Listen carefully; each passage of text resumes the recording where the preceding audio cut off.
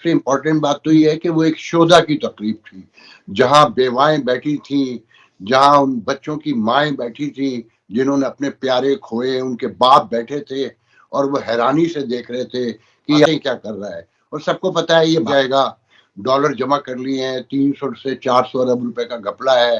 اور کہنے والے تو یہ بھی کہتے ہیں کہ جو آخر میں مکا ہوا ہے اس میں یہ بھی شامل ہے کہ ان کے خلاف کوئی تحقیقات نہیں ہوگی. اور اگر اول تو دیکھیں یہ کنفرم ہے کہ یہ نہیں رہیں گے ملک میں. بنگالیوں کے ساتھ زیادتی کرنے والے کون لوگ تھے کہ بہت کم پاکستانیوں کو پتا ہوگا کہ جو اکثریتی صوبہ تھا اس کا نہ تو کوئی فیڈرل سیکرٹری تھا اور نہ اس فوج میں کوئی لیفٹیننٹ جنرل تھا.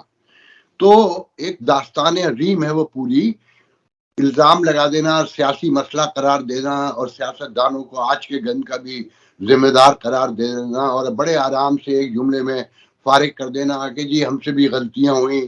اور پھر امپورٹڈ رجیم اور آر ٹی ایس سب اور عدم برداشت سب سیاست دانوں پہ ڈال دیا. ہیلو دوستو، جے ہند. دوستو، پاکستان میڈیا کا کہنا ہے کہ واجوہ نے کہا کہ 1971 کے جنگ میں پاکستان نے بہادری سے لڑا تھا. پاکستان کے 90,000 فوجی نے نہیں، 34,000 فوجی نے سرنڈر کیا تھا. اور پاکستان میڈیا کا کہنا ہے کہ پاکستان کے آرمی نے بنگالی پہ ظلم کیا تھا. اور ان کا یہ کہنا ہے کہ ایکس آرمی چیف واجوہ صاحب پاکستان کو لوٹ کے آپ پاکستان چھوڑ کے بھاگیں گے. اور ان کا یہ کہنا ہے کہ 1971 کے جنگ میں پاکستان آرمی کو مرتے دم تک لڑنا چاہیے تھا، لیکن پاکستان آرمی نے سرنڈر کر دیا. پاکستان میڈیا اس کے بارے میں اور کیا کہتے ہیں، آج کی اس ویڈیو میں اس کے بارے میں چرچا کیا جائے گا. تو چلیے دیکھتے ہیں آج کی اس ویڈیو کو. لیکن اس سے پہلے اگر آپ اس چینل پہ نئے ہو تو چینل کو سبسکرائب کریں تاکہ ہر ویڈیو آپ کو ملتی رہے. آفاق صاحب، آج ہم بات کریں گے، اپنے ویورز کو بتائیں کہ ایک بہت ہی اہم سپیچ جو کہ army chief general Qamar Javed Bajwa نے کی اور اس کو ایک الوداعی خطاب کہا گیا. شہداء کے ایک جو تقریب تھی اس میں سپیچ انہوں نے کی. اس میں انہوں نے بہت ہی اہم باتیں کر ڈالی، یعنی ماضی سے لے کر اور حال تک ابھی تک کے بہت سے بڑے بڑے واقعات پر انہوں نے بات کی.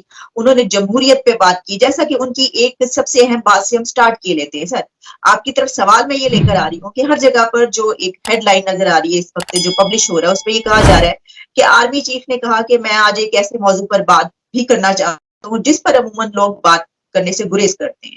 اور یہ 1971 میں ہماری فوج کی سابقہ مشرقی پاکستان میں کارکردگی سے متعلق ہے. اچھا، اس میں انہوں نے یہ کہا کہ میں کچھ حقائق درست کرنا چاہتا ہوں. اور انہوں نے کہا کہ مشرقی پاکستان یعنی سابقہ مشرقی پاکستان ایک فوجی نہیں بلکہ ایک سیاسی ناکامی تھی. سر، اس کو لوگ مختلف طریقوں سے دیکھ رہے ہیں، یعنی یہ کہ کسی کو اس پہ اعتراض ہے اور کوئی کہہ رہا ہے کہ یہ درست بات ہے. آپ اس کو کیسے دیکھیں اس بات؟ جو تقریر تھی پوری لطیفوں پہ مشتمل تھی اور جس جرات اور بہادری کا انہوں نے اظہار کیا اس پر سبھی حیران ہیں. ایک تو میرا نہیں خیال ہے کہ 71 کے واقعے کی شرمندگی کا ذکر کرنے کی ضرورت تھی، اور جس طرح پھر انہوں نے ذکر کیا کہ ہم بڑی بہادری سے لڑے اور ہم 90,000 نہیں تھے، 34,000 تھے اور ہمارا مقابلہ 2.25 لاکھ انڈین آرمی سے تھا، تو 2 لاکھ جو ہے ٹرینڈ مکتی بانی تھے. تو اس میں سوال یہ ابھرتا ہے کہ یہ مکتی بانی ٹرینڈ ہوئے کیوں، اور اس وقت یا اس سے پہلے گزشتہ 10 سالوں میں حکومت کس کی رہی ہے، اور وہ ایوب خان حکومت حوالے کس کے کر کے گئے تھے، اصل ایشوز کیا تھے، بنگالیوں کے ساتھ زیادتی کرنے والے کون لوگ تھے. کہ بہت کم پاکستانیوں کو پتا ہوگا کہ جو اکثریتی صوبہ تھا اس کا نہ تو کوئی فیڈرل سیکرٹری تھا اور نہ اس فوج میں کوئی لیفٹیننٹ جنرل تھا. تو ایک داستان عظیم ہے وہ پوری. الزام لگا دینا، سیاسی مسئلہ قرار دینا اور سیاست دانوں کو آج کے گند کا بھی ذمہ دار قرار دے دینا اور بڑے آرام سے ایک جملے میں فارغ کر دینا کہ جی ہم سے بھی غلطیاں ہوئیں.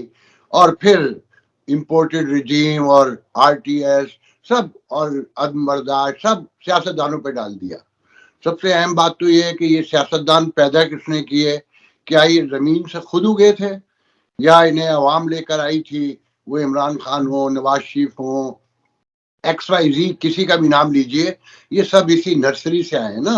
اسی گیٹ نمبر 4 جو شیخ رشید کہتا ہے انکلوڈنگ ہم، سب وہیں سے آئے ہیں. تو سب کو پتا ہے کہ وہ ایک تقریر تھی، اور اپنی شرمندگی مٹانے کے لیے سب سے امپورٹنٹ بات تو یہ ہے کہ وہ ایک شودا کی تقریب تھی، جہاں بیوائیں بیٹھی تھیں، جہاں ان بچوں کی مائیں بیٹھی تھیں جنہوں نے اپنے پیارے کھوئے، ان کے باپ بیٹھے تھے اور وہ حیرانی سے دیکھ رہے تھے کہ یہ کیا کر رہا ہے. اور سب کو پتا ہے یہ جائے گا، ڈالر جمع کر لیے ہیں، 300 سے 400 ارب روپے کا گھپلا ہے. اور کہنے والے تو یہ بھی کہتے ہیں کہ جو آخر میں مکا ہوا ہے اس میں یہ بھی شامل ہے کہ ان کے خلاف کوئی تحقیقات نہیں ہوگی.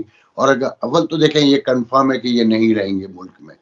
اگر اس کو سمجھنا ہے کہ کیوں نہیں رہیں گے تو ISPR پہ ان کی تقریر جو ڈالی گئی ہے آپ وہ جا کر دیکھ لیجئے. اس کے نیچے جو 99% کامنٹس ہیں وہ آپ کو منظر کشی کر دیں گے کہ اگلا مستقبل کیا ہے. اور جس طرح سے انہوں نے گزشتہ 6 سال میں فوج کو ٹکا ٹوکری کیا، خیر وہ تو پہلے سے ہو رہا تھا مگر انہوں نے تو انتہا کر دی.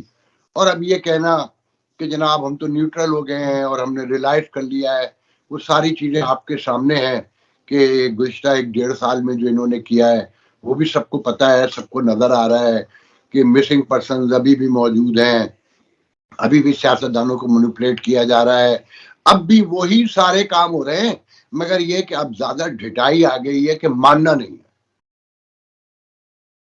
اچھا آفاق صاحب، آپ نے اس میں بڑی کچھ ایسی باتیں کی تو مجھے ہو سکتا ہے ایک دو کچھ الفاظ آپ کے سینسر کرنا پڑے، میں آپ کو پہلے ہی بتا رہی ہوں، ٹھیک ہے؟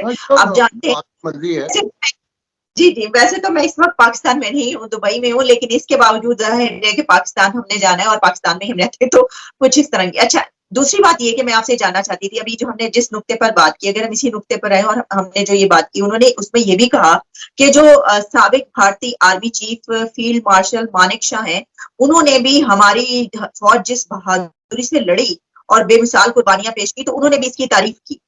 اور آج تک جو ہے وہ جو بہادر غازی اور شہید ہیں ان کی قربانیوں کا آج تک قوم نے اعتراف نہیں کیا. انہوں نے کہا کہ جو انڈیا ہے انہوں نے اعتراف کیا، ہم نے اعتراف نہیں کیا.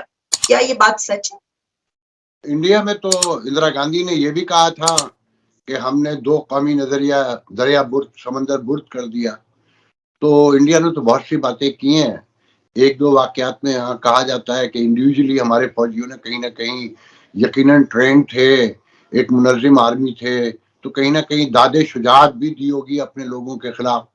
مگر ان جنرل کہنا ہونا تو یہ چاہیے تھا کہ جہاد فی سبیل اللہ کے نام پر آپ نے قائم کی ہے، آپ کو لڑتے ہوئے 34,000 کو پوروں کو جام شہادت نوش کر لینا چاہیے تھا.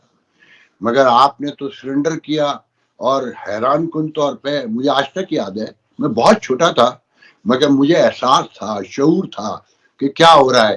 جب وہاں سرنڈر ہو رہا تھا تو یہاں مغربی پاکستان میں یحییٰ خان صاحب تقریر کر رہے تھے کہ ہندوستان کی گلی گلی میں لڑائی ہوگی.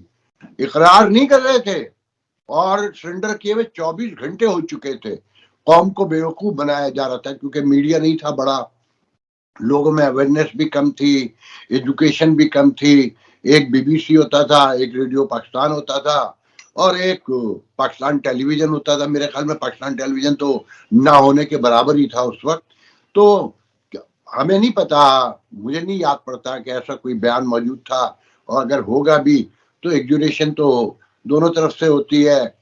بہرحال فوجی کی تعریف کر لیتا ہے، اس سے کوئی فرق نہیں پڑتا. مگر تاریخ میں یہ لکھا جائے گا کہ آپ 90,000 بندھے تھے، رسیوں سے باندھ کے آپ کو لے جایا گیا تھا.